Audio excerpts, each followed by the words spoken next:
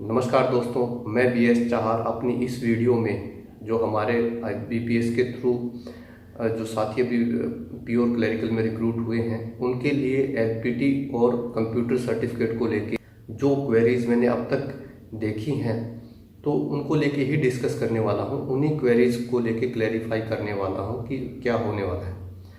तो सबसे पहले बात करते हैं कि कंप्यूटर सर्टिफिकेट को लेके कई साथी पूछते हैं कि मेरे पास 3 महीने का है, मेरे पास 1 महीने का है, कितने महीने का वैलिड है। तो मैं आप लोगों को बता देना चाहता हूं कि बैंक आखिर ये मांगता क्यों है। बैंक आपको किसी कंप्यूटर के फील्ड में आपकी एक्सपर्टाइज देखनी है, वो इसलिए नहीं मांगता है। आपको वर्किंग नॉलेज है क्या। आप शुरुआत में जब कंप्यूटर पे बैठेंगे तो ऐसा ना हो कि आपको ये बिल्कुल अजीब लगे। और आप देखेंगे कि आजकल हर किसी के पास स्मार्टफोन है जो एज गुड एज कंप्यूटर की तरह ही उसमें फंक्शंस होते हैं, उसमें अलग अलग मीडियाज़ होते हैं। तो ये सिर्फ आजकल एक फॉर्मेलिटी नाम की रह गई है। अब इसमें इसके टाइम पीरियड को लेकर अगर बात करूं कि कितने दिन पुराना सर्टिफिकेट वैलिड रहेगा सो दैट कि आपको कोई इशू क्रिएट ना हो, तो ऐसा किसी बैंक के ऑफर लेटर में मैंने आज तक देखा नहीं है कि टाइम पीरियड उस सर्टिफिकेट का उस कोर्स का स्पेसिफाइड हो।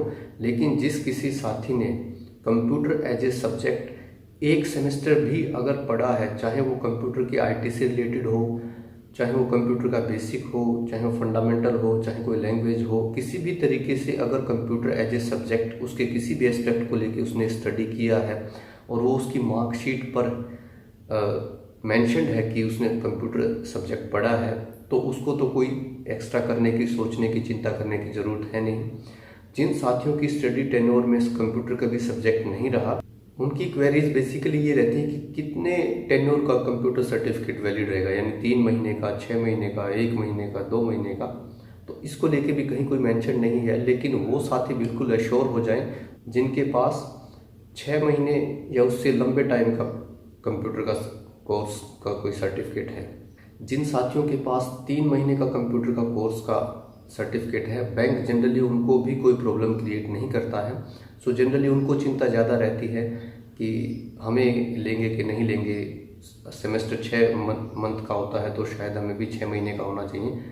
डेफिनेटली वो 6 महीने का हो तो आप एक सेफर साइड पे हो, लेकिन 3 महीने का भी अगर आपके पास है तो उसके लिए बैंक आपको नहीं निकालेगा, क्योंकि उनको कोई स्पेसिफिक आपके अंदर एक्सपर्टीज़ नहीं चाहिए बैंक की नॉलेज, कंप्यूटर की नॉलेज की। उनको ये चाहिए कि आपको कंप्यूटर पे बैठे हो, आपने चला के देखा है।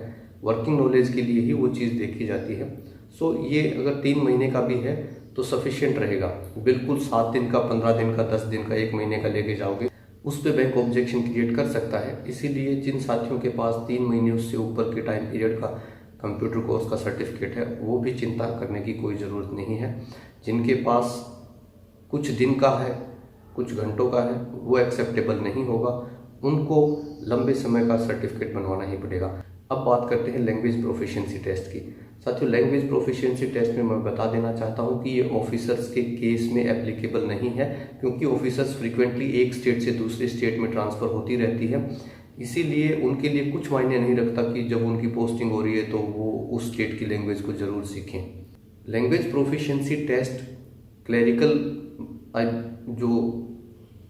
जो क्लरिकल में जिनका सिलेक्शन हुआ है उनके लिए ही ज़रूरी है, और इसमें भी कोई बहुत घबराने की ज़रूरत नहीं है। इसमें भी मोस्टली बैंक्स तो पहली बात लैंग्वेज प्रोफिशिएंसी टेस्ट कंडक्ट करते ही नहीं हैं।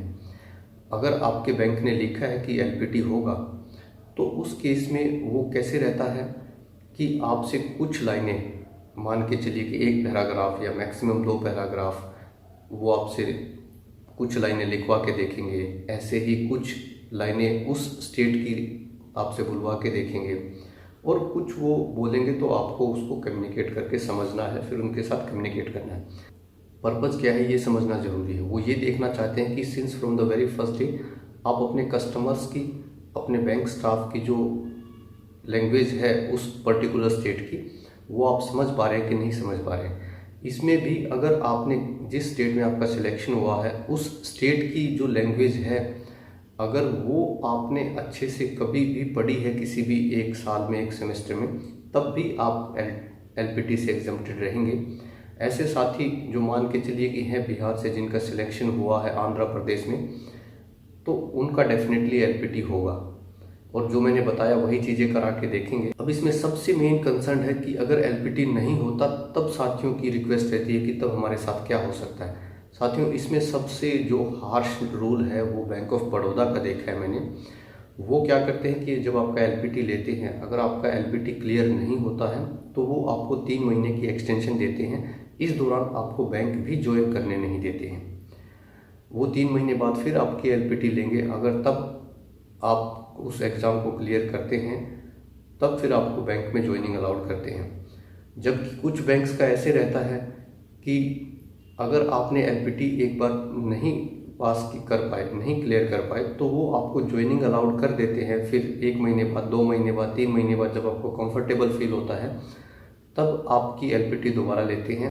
और जो एग्ज़ाम आप दूसरी बार देते हैं तब अगर आप एलपीटी क्लियर कर देते हैं तो फिर आपकी वो हर्डल ही दूर हो जाती है एलपीटी की। सो यहाँ कहने का मतलब यही है कि एलपीटी अगर आपका क्लियर नहीं होता है फर्स्ट इंस्टेंस में, तो आपके पास 2 ही केसेज हो सकते हैं कि या तो बैंक आपको ज्वाइनिंग ही ना करने दे, जैसे बैंक ऑफ बड़ौदा करता है, वो आपको एक्सटेंशन दे, आप उस स्टेट की लैंग्वेज सीखें, फिर एलपीटी के लिए अपेयर हो और फिर आप ज्वाइन करें। दूसरा, आपको ज्वाइन करा के फिर बाद में 2-3 महीने बाद एलपीटी ले सकते हैं और तब आप क्लियर करते हैं, तब एलपीटी का कोई इशू नहीं रहता है। सो अब तक जो वेरियस सोशल मीडिया पे जो मैंने आप लोगों के एलपीटी और कंप्यूटर सर्टिफिकेट को लेके जो सवाल थे वो मैंने इस वीडियो में एड्रेस करने की कोशिश की है। फिर भी अगर आपका कोई क्वेरी रह गई है तो आप इसी वीडियो के मैसेज कमेंट बॉक्स में कमेंट कर सकते हैं, मैं वहाँ भी रिप्लाई करूँगा। और ये वीडियो अगर आपके लिए हेल्पफुल है तो आपके दोस्तों के लिए भी जो अभी क्लरिकल में या पीओ में रिक्रूट हुए हैं उनके लिए भी हेल्पफुल हो सकता है। और उनका कोई ग्रुप है तो अपने उस ग्रुप में शेयर कीजिए। उनकी भी कोई क्वेरी है तो वो भी आगे मुझसे पूछ सकते हैं कमेंट बॉक्स में कमेंट डाल के। और इस वीडियो को देखने के लिए बहुत बहुत धन्यवाद साथियों। जय हिंद।